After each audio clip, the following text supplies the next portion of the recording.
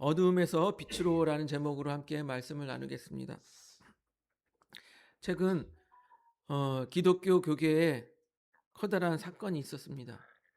무엇이냐면 부산에서 이름만 대면 누구나 알 만한 그 대형 교회 목사님의 그 욕설이 문제가 됐어요.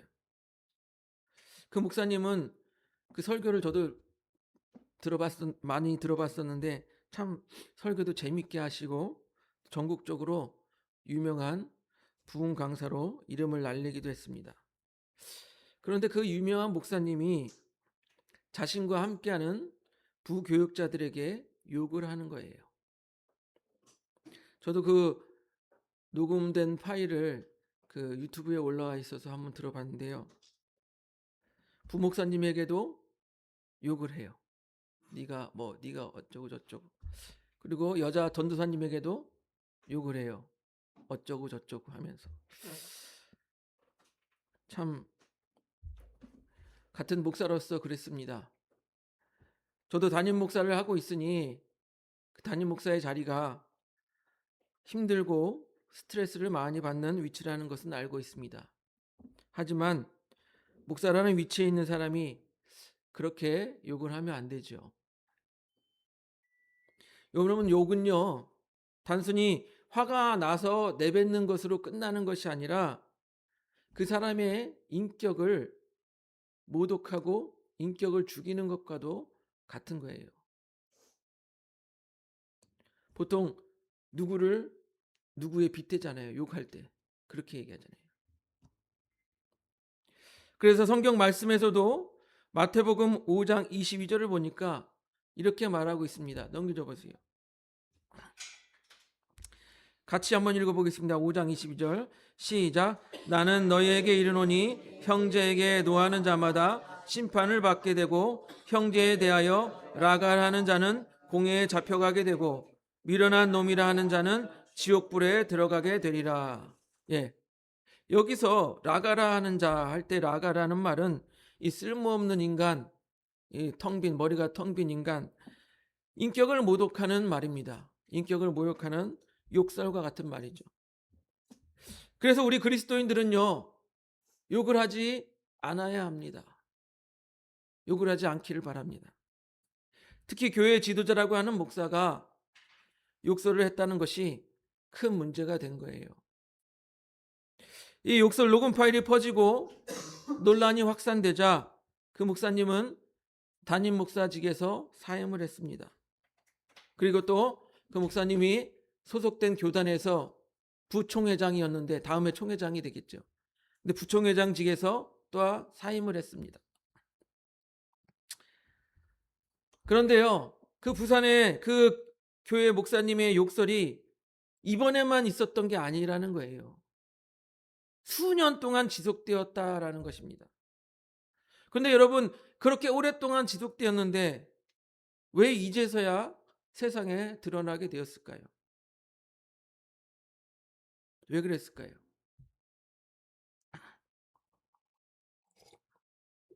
거기에는요, 대형 교회의 구조적인 문제도 있을 것이고 담임 목사의 권위에 가려져서 드러나지 못한 것도 있을 것입니다. 그런데 저는 오히려 잘된 일이라고 생각이 됩니다. 여러분, 대형 교회라는 그 구조, 그리고 그 대형 교회 담임 목사라는 그 권위에 가려진 부분 가운데 얼마나 아픈 곳이 많을 것이고 얼마나 골마진 곳이 많겠습니까? 오히려 그 부분들이 드러나게 되고 깨어지고 오히려 깨끗하게 변화되기를 바라는 마음에 차라리 잘 됐다라고 말씀을 드리는 거예요. 그리고 저는 그 목사님 자신 개인도 이제는 하나님 앞에 자기 자신을 돌아볼 수 있는 귀한 계기가 되기를 바라는 것입니다. 그런데 여러분, 우리의 삶도 마찬가지입니다. 사람들에게 드러내지는 않지만 우리 숨겨진 모습 가운데 아프고 골마가는 부분이 얼마나 많이 있겠습니까? 오늘 본문 에베소서 5장 8절은 이렇게 말합니다. 넘겨줘 보세요. 같이 읽어보겠습니다. 5장 8절 시작. 너희가 전에는 어둠이더니 이제는 주 안에서 빛이라. 빛의 자녀들처럼 행하라. 이 8절은 말씀에 뭐라고 말하냐면 단순히 너희가 어두움에 거하고 있었다, 그렇게 말하지 않아요. 존재 자체가 어둠이었다라고 말합니다. 뭐라고 그러면 너희가 전에는 어둠이더니, 존재 자체가 어둠이었대요. 어둠. 무엇입니까? 전적으로 우리는 타락한 존재다, 구원받을 수 없는 존재다, 죄인이다, 그런 말 아니겠습니까? 그래서 에베소서 2장 1절을 보니까 허물과 죄로 죽었던 너희들이다 라고 이렇게 표현하고 있습니다. 그만큼 우리가 어둠에 거하고 어둠 자체였다라는 거예요. 그래서 구체적인 사례를 본문 앞에서 이야기하고 있습니다. 4장 25절을 보니까 거짓을 버리고 참된 것을 말하라. 4장 26절을 보니까 분을 내어도 죄를 짓지 마라. 29절을 보니까 더러운 말은 너희 입 밖에도 내지 마라. 또 30절을 보니까 성령을 근심하게 하지 말라.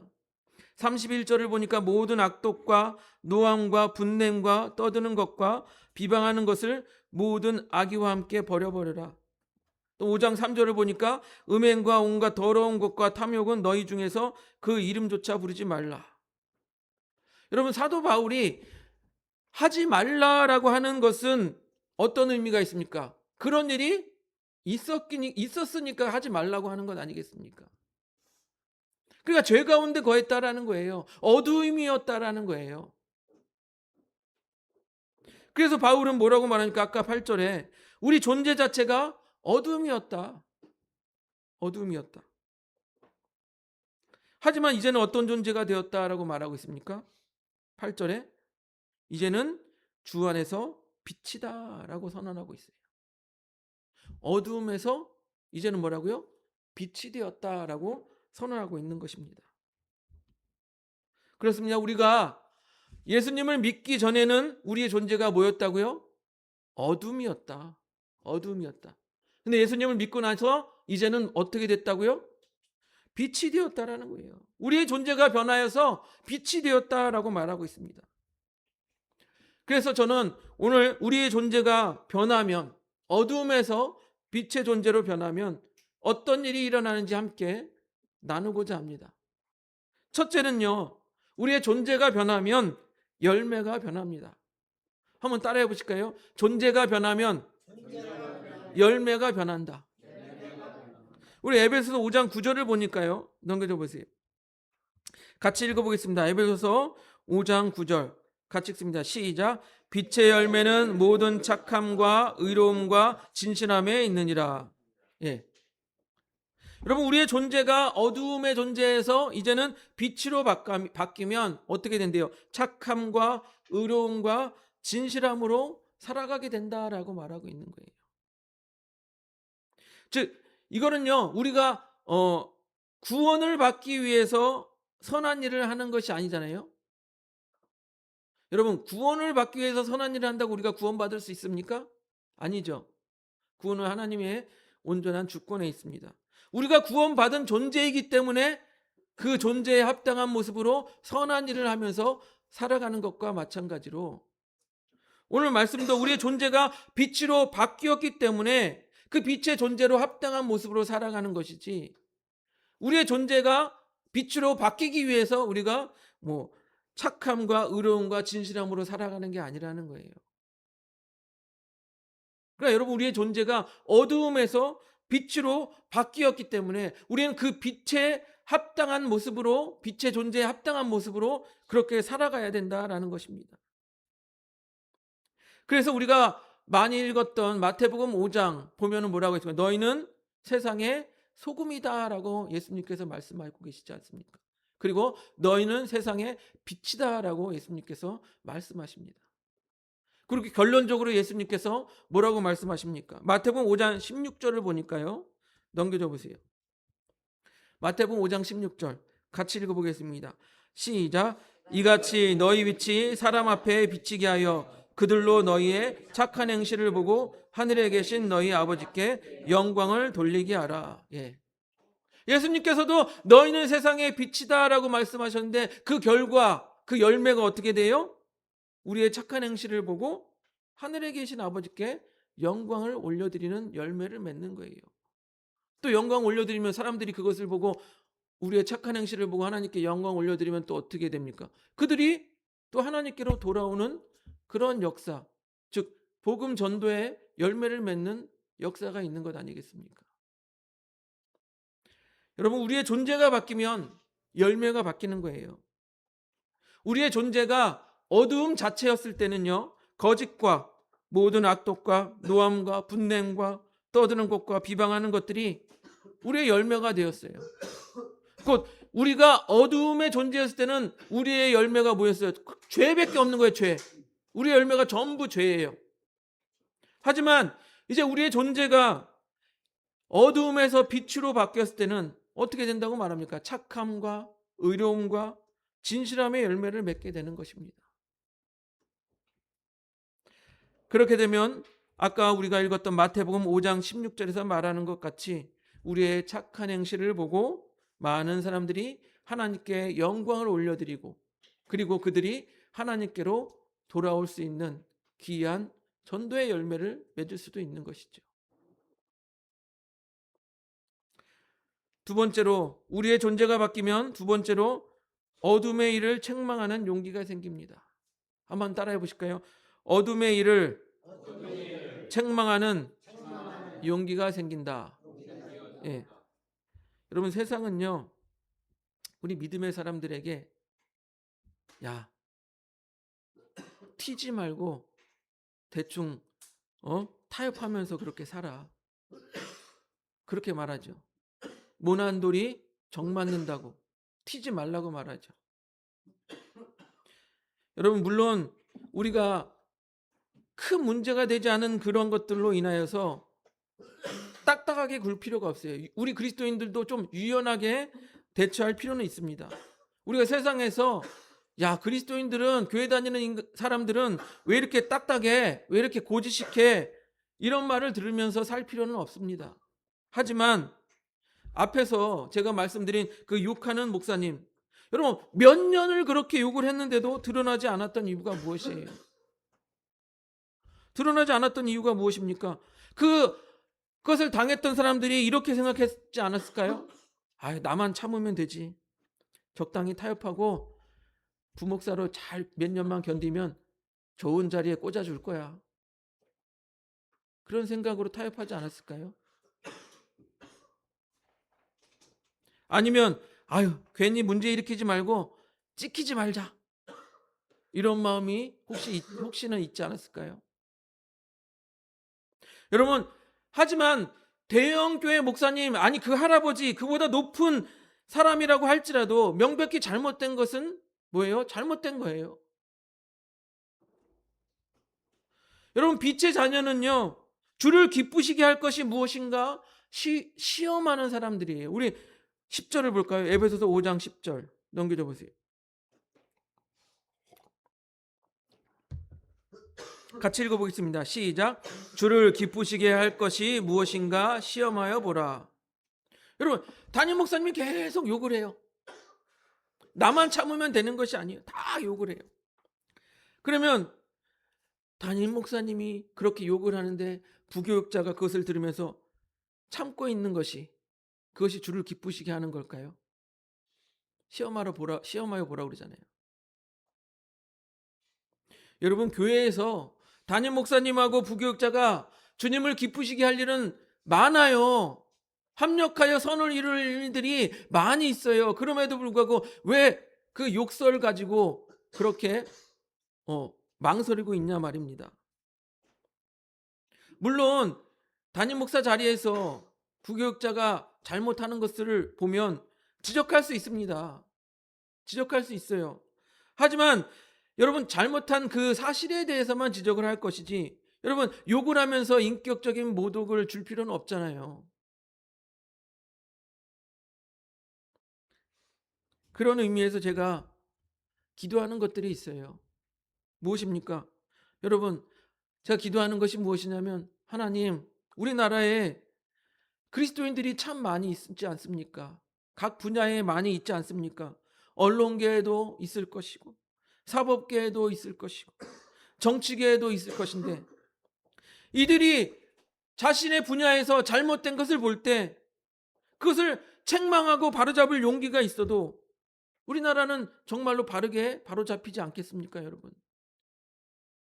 그냥 타협하고 눈 감는 것이 아니라 각 분야의 우리 그리스도인들이 제 역할을 감당하고 잘못된 것이 있으면 책망하고 바로잡고, 그러면 여러분 우리나라가 정말로 바로잡히지 않겠습니까, 여러분? 그런데 그런 분들은 높은 자리에 있으면서 내가 그리스도인이야, 내가 어느 교회 다녀, 심지어는 나는 어느 교회 집사고 권사고 장로라고 말하면서도 자기 분야에서 현실에 닥치면 타협을 하는 거예요. 잘못된 것을 보면서도 타협을 하는 거예요. 앞에서 제가 뭐라고 말씀을 드렸습니까? 전에는 우리의 존재가 어둠이었다가 이제 예수를 믿고 어떻게 됐다고요? 빛이 되었다라고 말씀을 드렸어요. 여러분, 빛은 어둠을 밝히는 존재예요. 여러분, 불을 딱 켜면 어둠이 바로 사라지잖아요. 빛과 어둠은 같이 공존할 수가 없는 거예요. 그런데 우리 그리스도인들이 자기가 각각 맡은 분야에서 이 빛의 역할을 감당하지 못하니까 어둠이 기승을 부리고 있는 것 아니겠습니까? 우리의 그리스도인들이 자기의 분야에서 빛의 역할을 감당하지 못하니까 아직도 어두운 그늘들이 그곳에 많이 있는 것 아니겠습니까?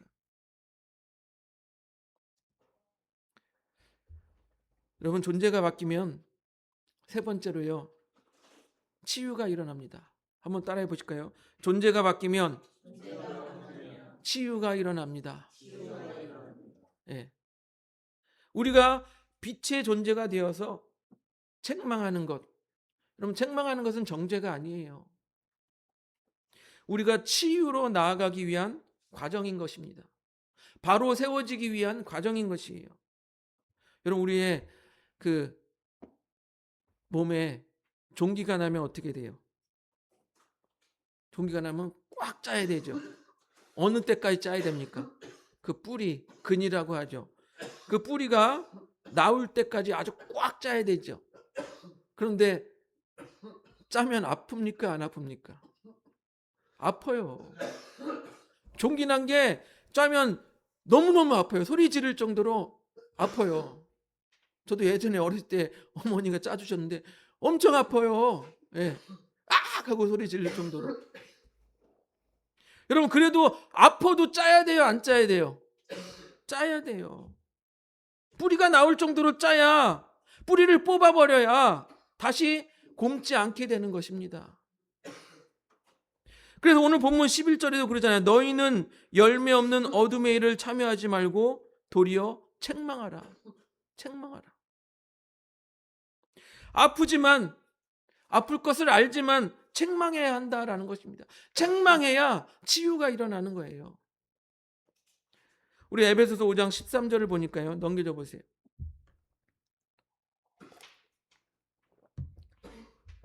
5장 13절 같이 한번 읽어보겠습니다. 시작. 그러나 책망을 받는 모든 것은 빛으로 말미암아 드러나나니 드러나는 것마다 빛이니라.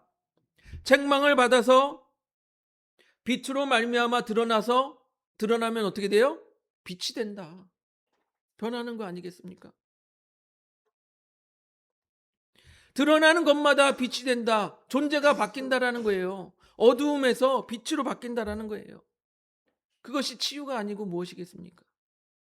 우리가 어두움이었다가 책망을 받고 이제 빛으로 드러나서 빛의 존재로 바뀐다라는 거예요. 우리의 존재가 치유가 되는 거예요. 초기 기독교 교부 크리소스톰은요, 오늘 우리가 읽었던 에베소서 5장 13절의 내용을 이렇게 실천적으로 해석합니다. 무엇이냐면 빛의 두 가지 역할이 있다라고 말을 합니다. 첫째는 폭로하는 것이다 라고 해요. 폭로하는 것이다. 여러분, 어두운 곳에 있다가, 아무것도 보이지 않는 어두운 곳에 있다가 불을 딱 켜면 뭐가 보여요? 지저분한 것들이 보이잖아요. 그처럼 빛은 뭐예요? 어둠에 있는, 숨어 있는 이 더러운 것, 지저분한 것들을 보이게 하는 역할이에요. 여러분, 특히 어두운 곳에는 무엇들이 숨겨 있습니까? 더럽고 추악한 것들이 가려져 있지 않습니까? 그곳 가운데 불을 딱 켜면 다 그게 보이는 거예요. 그래서 많은 사람들이요, 자신의 추악함, 더러움이 보여질까봐 빛으로 나아가기를 꺼려한다라는 것입니다. 자신의 죄가 드러나고 폭로되는 것을 싫어하기 때문이에요. 우리 요한복음 3장 20절을 한번 볼까요? 넘겨줘 보세요. 요한복음 3장 20절 같이 읽어보겠습니다. 시작. 악을 행하는 자마다 빛을 미워하여 빛으로 오지 아니하나니 이는 그 행위가 드러날까 함이요. 예. 악인들은요, 자기 행위가 드러날까봐, 더럽고 추한 것이 드러날까봐 빛으로 나아가기를 피한다라는 거예요. 하지만 오늘 본문 에베소 5장 13절은 뭐라고 말합니까?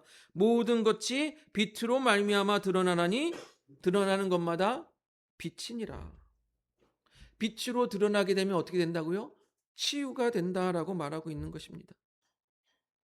여러분, 아프지만, 힘들지만 폭로하면 치유가 일어난다라는 거예요. 그래서 빛이 된다라고 말하고 있습니다. 그래서 빛의 두 번째 역할은 바로 죄를 빛으로 변화시킨다라는 것입니다. 빛 되시는 예수님께서 이 세상에 빛으로 오셨어요. 그리고 예수님을 믿는 우리는 빛 가운데로 나아갑니다. 그러면 죄가 드러나죠. 죄를 폭로합니다.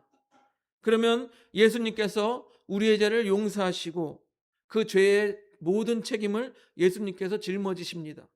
그래서 십자가를 지셨죠. 그리고 우리는 어떻게 돼요? 빛의 자녀가 되는 거예요. 우리 존재 자체가 과거에는 어둠이었다가 이제는 빛이 되는 것입니다. 그래서 크리스토스톰은요, 이렇게 말합니다. 제가 읽어드릴게요. 빛이 어두움에 비치면 어두움은 사라지고 빛만 남게 됩니다. 이처럼 죄가 빛 가운데 드러나 회개에 이르면 그 죄인조차 빛의 자녀로 변하는 것입니다. 여러분, 폭로는 심판이 아니라 치유의 시작이라는 거예요. 이 크리스토톰은요, 그렇게 말하고 있는 거예요. 빛으로 드러나는 것, 곧 폭로가 치유의 시작이다. 사랑하는 성도 여러분, 제가 서두에 말씀드린 그 욕하는 목사님, 그분이 폭로된 것이 오히려 제가 잘 됐다고 말씀을 드렸잖아요. 왜요? 치유의 과정으로 들어갈 수 있기 때문이에요. 그런데 여러분, 그러한 모습이 과연 그분만의 모습일까요? 우리는요, 우리는 남들이 알지 못하는 어두운 그늘이 없습니까? 어두움이 없습니까? 세상에 드러내기 부끄러운 나의 모습이 없습니까?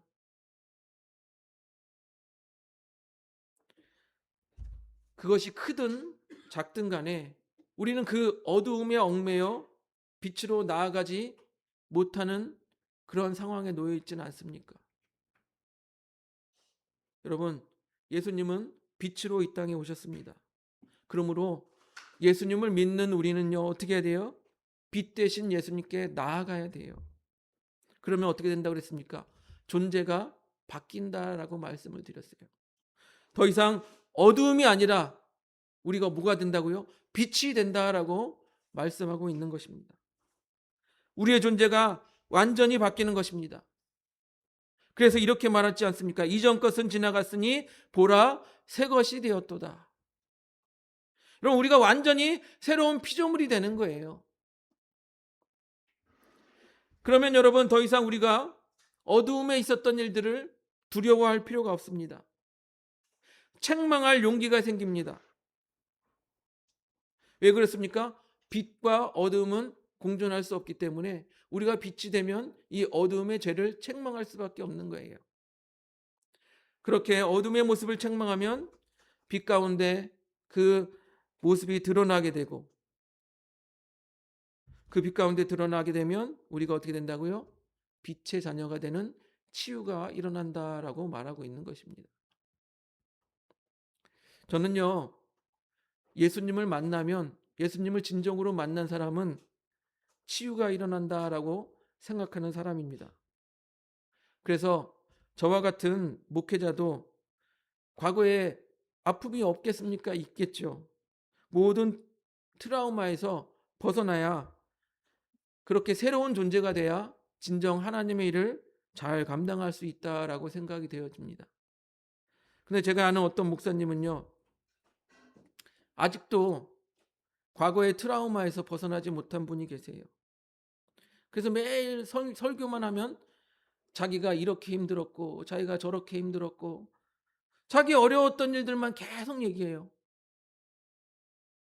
그리고 또 자기가 어려서 둘째라 인정받지 못한 것에 대해서 그게 트라우마가 되니까 계속 인정을 갈구하고 인정받고 싶어 합니다.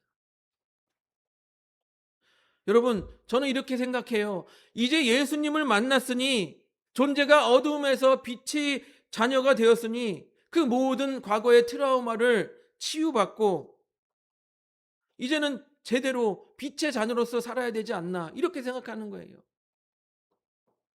언제까지 자신의 옛날에 그 아픔에 갇혀서 살아야 하겠습니까? 여러분, 앞에를 보세요. 예. 저는 어떻습니까? 예. 치유받은 자 같아요? 안 받은 자 같아요? 앞에서 말씀드린 욕하는 목사님도 이번 계기로 인하여서 자신을 빛 가운데 비추어 보고 온전히 치유되는 시간이 되기를 저는 간절한 마음으로 바랍니다. 또한 우리 모두가 그렇게 어두움에서 빛으로 나아가 치유받아서 빛의 자녀가 되는 그러한 우리 모두가 되기를 주님의 이름으로 축복드립니다.